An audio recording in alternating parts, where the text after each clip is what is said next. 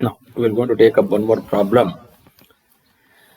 Here, a straight bar of 500 mm length has its cross-sectional area of 500 mm square. Find the magnitude of the compressive load under which it will decrease its length by 0.2 mm. Take E, that is the Young's modulus for the bar material, as 200 GPa. So here he says a straight bar of 500 mm length. So length of the bar has been given as 500 mm. Has its cross sectional area 500 mm square. So area of cross section is given as A 500 mm square. Find the magnitude of the compressive load. So he has given, since it is the compressive load, obviously when the member is subjected to a compressive load, there will be a decrease in length always. So it will going to reduce this in length. So we need to compressive load under which it will decrease its length. So he has given the decrease in length, which is delta L, which is given to 0.2 mm, and he is given for E for the bar material as 200 GPa. So Young's modulus is also given. So find the magnitude of the compressive load. So we need to find out what is P, that is the compressive load. E equals 200 GPa. So 200 into gigapascal means 10 to the power of 9 Newton per meter square.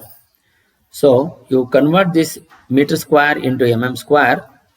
Since 1 meter is equal to 1000 mm, so meter square means 10 to the power of 6. So 200 into 10 to the power of 9 divided by 10 to the power of 6 will be Newton per mm square. So when you take the 10 to the power of 6 to the numerator, it becomes 10 to the power of minus 6. 200 into 10 to the power of 9 into 10 to the power of minus 6 will going to become 200 into 10 to the power of 3. 9 minus 6 is equal to 3. So 200 into 10 to the power of 3 Newton per mm square. So these are the data which are given. Now we need to find out the compressive load. The solution is, first, as he has given the delta L and also the length of the bar is known, so we can find out the strain. So what is strain?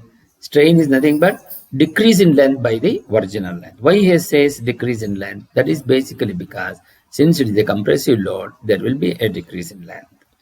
So decrease in length will be equal to delta L, and original length is given by L. So we know delta L is given as 0.2 and the original length is given as 500. So when you simplify this, you are going to get 4 into 10 to the power of minus 4. So this is also in mm and this is also in mm. So it is unitless. Now, once you know the strain, we know what is Young's modulus. Young's modulus is given by E, which is stress by strain. So sigma by epsilon. So that is, we know the strain, we know the Young's modulus, so we can find out the stress. 200 into 10 to the power of 3 equals sigma by 4 into 10 to the power of minus 4. When you cross multiply, stress sigma will be equal to 80 Newton per mm square. Also, he has given, the stress is given by applied compressive load divided by the cross-sectional area of the bar, that is P by A. So we know stress, but we don't know what is P, which has to be found out. A divided by 500, when you cross multiply, P is equal to 80 into 500. So you're going to get it as 40,000 Newton. So 1000 will be equal, for 1 kilo will be equal to 1000 Newton. So 40 kilonewton. Therefore, compressive load will be equal to P equals 40 kilonewton on simplification. So we can also find out by using one more method, wherein decrease in length delta L is given by P into L by A into E. So we know delta L, which is given 0.2 is equal to P, which I need to find out, into 500 divided by the area of cross section, which is 500 into Young's modulus is 200 into 10 to the power of 3. So which you're going to get directly, P is equal to 40 kilonewton. So this is how you will also be able to find out directly. Now the next problem, we are going to take up one more problem.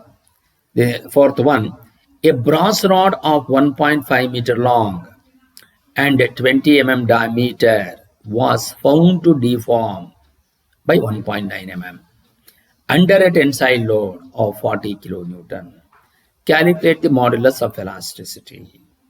So in the previous problem, we found out the compressive load, but in this case, he has given the tensile load is given, diameter is given, the length is given, and total deformation is also given. But what we need to find out? We need to find out the Young's modulus of the material. So as he has given the length of the rod, L will be equal to 1.5 meter. So as he has given 1.5 meter, 1 meter is equal to 1000 mm. So you're going to convert all those into a single unit, wherein this is 20 mm and this is 1.9 mm. So obviously you convert this also into mm. So 1.5 into 10 to the power of 3, that will be equal to 1500 mm. So what is the diameter of the rod? The diameter of the rod is given to be 20 mm. Deformation of the rod is given to be 1.9 mm, that is delta L.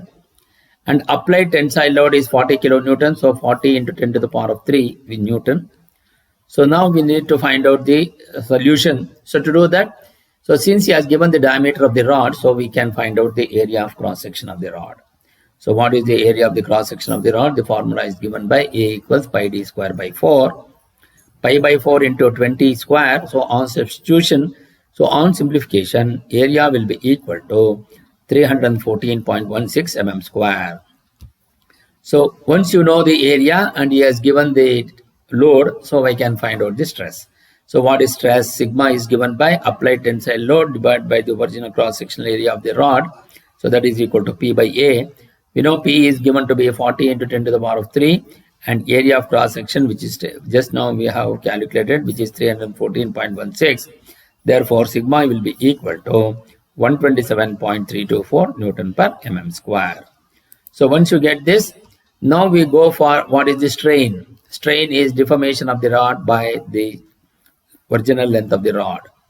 So what is the deformation of the rod? Delta L, which will be delta L by L. So what is delta L? It is given to be 1.9 and divided by what is L. L is 1.5 meters, so 1500 mm. So on simplification, you will going to get it as 1.2667 into 10 to the power of 3 minus 3. So it is strain is unitless. Therefore, epsilon will be equal to 1.2667 into 10 to the power of minus 3. So once you know this, then we know what is Young's modulus E, which is given by stress by strain. So you know stress is given by 127.324, which is already, which we have here, divided by what is the strain? 1.2667 into 10 to the power of minus 3. So on simplification, you will going to get it as directly 100.5 into 10 to the power of 3 Newton per mm square. So now if you want to find out, if you want to keep it in gigapascal, so 100.5 into 10 to the power of 3, if you want to convert this into meter square, what happens? 1 mm will be equal to 1 by 1000 meter square, 1 by 1000 meter. Since you want meter square, so it will be 1000 square, it will going to become 10 to the power of 6. So if you take it to the numerator, 10 to the power of minus 6, if you take it for the numerator, you will going to get it as 10 to the power of 6. So because we are dividing, 1 mm will be equal to 1 divided by 1000 meter. So if you take it to the numerator, 10 to the power of minus 3 you will get. So on taking to the top side, you will going to get 10 to the power of 6. So 100.5 into 10 to the power of 3 into 10 to the power of 6 Newton per meter square. So that becomes 10 to the power of 9 Newton per meter square. So that is nothing but gigapascal. 1 pascal is equal to 1 by, Newton per meter square. Therefore, E will be equal to 100.5 GPa. Similarly, or you can find out by using the one more method, which is delta L is equal to P into L by A into E. So we know delta L, which is equal to 1.9, is equal to P is 40 into 10 to the power of 3 into length 1500 mm. Area of cross section is 314.16 into E. So therefore, Young's modulus will be equal to 100.5 into 10 to the power of 3 Newton per mm square. If you want to convert this into gigapascal, 100.5 into 10 to the power of 3 into 10 to the power of 6. So 100 into 10 to the power of 9 Newton per meter square. So that will be equal to 100.5 GPa. So this is how you will be able to solve these two problems. In our next video, we will going to continue with some more problems on the strength of materials. Thank you.